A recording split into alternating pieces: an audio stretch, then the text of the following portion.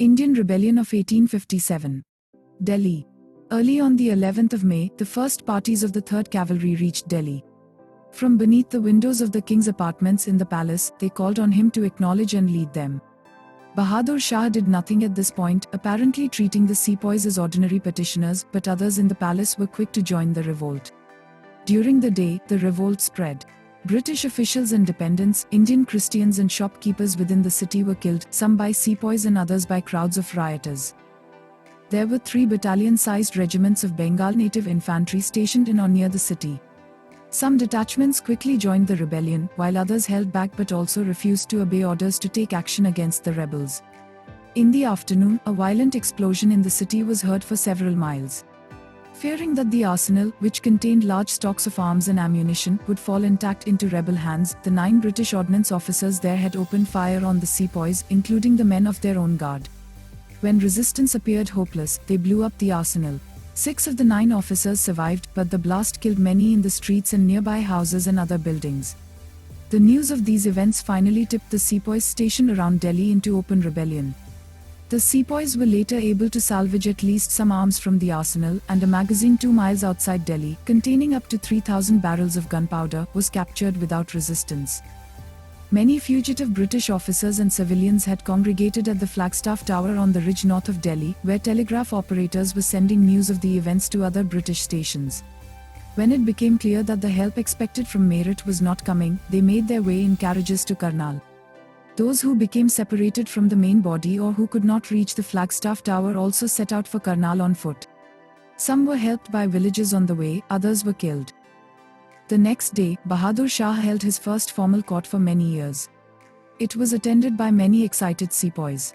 The king was alarmed by the turn events had taken, but eventually accepted the sepoys' allegiance and agreed to give his countenance to the rebellion. On the 16th of May, up to 50 British who had been held prisoner in the palace or had been discovered hiding in the city were killed by some of the king's servants under a peepal tree in a courtyard outside the palace. Supporters and opposition. The news of the events at Meerut and Delhi spread rapidly, provoking uprisings among sepoys and disturbances in many districts. In many cases, it was the behavior of British military and civilian authorities themselves which precipitated disorder.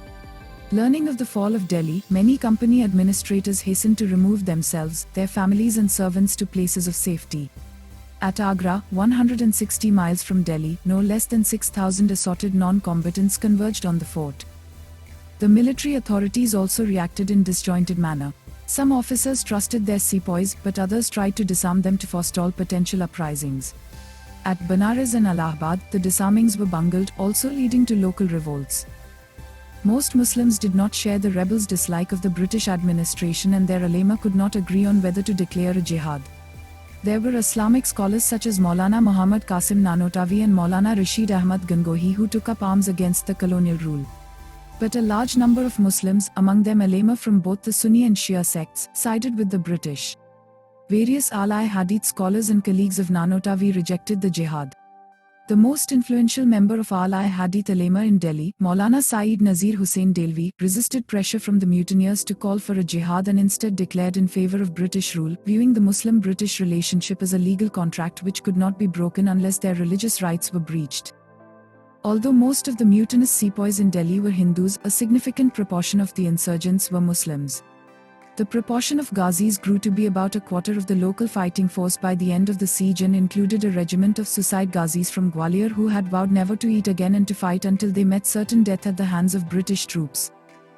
The Sikhs and Pathans of the Punjab and Northwest Frontier Province supported the British and helped in the recapture of Delhi.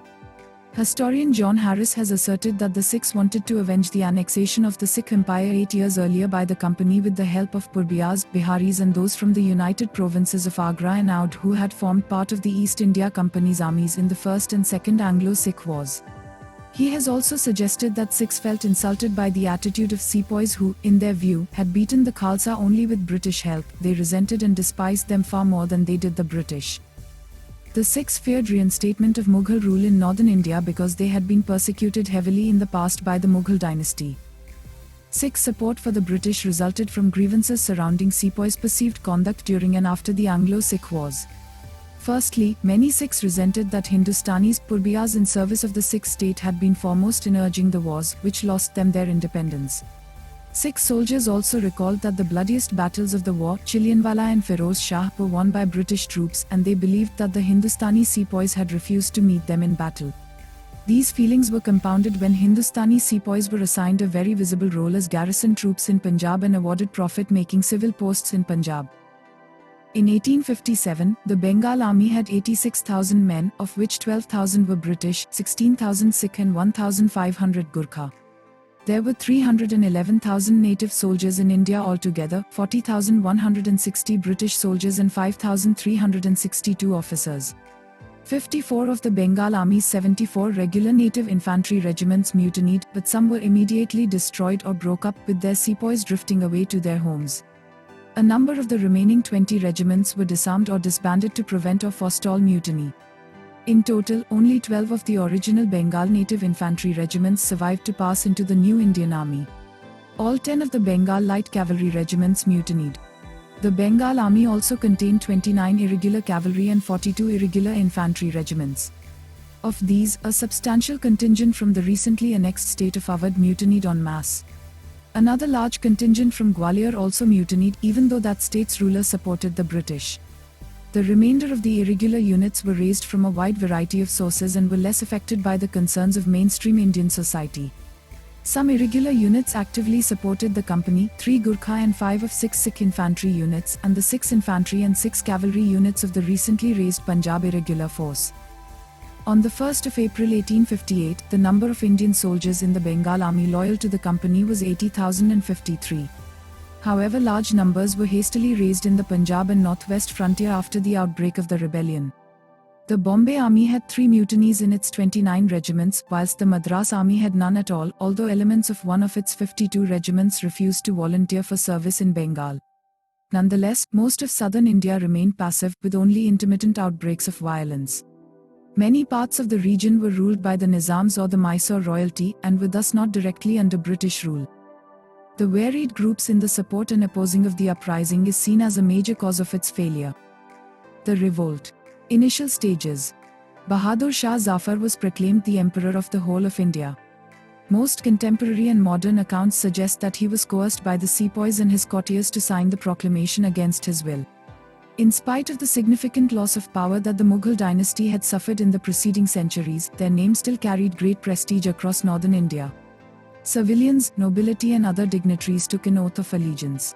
The emperor issued coins in his name, one of the oldest ways of asserting imperial status. The adhesion of the Mughal emperor, however, turned the Sikhs of the Punjab away from the rebellion, as they did not want to return to Islamic rule, having fought many wars against the Mughal rulers. The province of Bengal was largely quiet throughout the entire period. The British, who had long ceased to take the authority of the Mughal emperor seriously, were astonished at how the ordinary people responded to Zafar's call for war. Initially, the Indian rebels were able to push back company forces and captured several important towns in Haryana, Bihar, the central provinces and the United Provinces. When British troops were reinforced and began to counterattack, the mutineers were especially handicapped by their lack of centralized command and control. Although the rebels produced some natural leaders such as Bakht Khan, whom the emperor later nominated as commander-in-chief after his son Mirza Mughal proved ineffectual, for the most part they were forced to look for leadership to Rajas and princes. Some of these were to prove dedicated leaders, but others were self-interested or inept. In the countryside around Meerut, a general Gurjar uprising posed the largest threat to the British. In Parikshagarh near Meerut, Gurjars declared Chaudhary Kadam Singh their leader and expelled company police. Kadam Singh Gurjar led a large force, estimates varying from 2,000 to 10,000. Buland Shah and Bijnor also came under the control of Gurjars under Walidad Khan and Maho Singh respectively. Contemporary sources report that nearly all the Gurjar villages between Meerut and Delhi participated in the revolt, in some cases with support from Jalandhar, and it was not until late July that, with the help of local Jats and the princely states, the British managed to regain control of the area. The Imperial Gazetteer of India states that throughout the Indian Rebellion of 1857, Gurjars and Ranghars proved the most irreconcilable enemies of the British in the Buland Shah area. Mufti Nizamuddin, a renowned scholar of Lahore, issued a fatwa against the British forces and called upon the local population to support the forces of Rao Tula Ram. Casualties were high at the subsequent engagement at Narnaul. After the defeat of Rao Tula Ram on the 16th of November 1857, Mufti Nizamuddin was arrested and his brother Mufti Yaqinuddin and brother-in-law Abdur Rahman were arrested in Tijara. They were taken to Delhi and hanged. Having lost the fight at Nasipur, Rao Tula Ram and Pran Sukh Yadav requested arms from Russia, which had just been engaged against Britain in the Crimean War.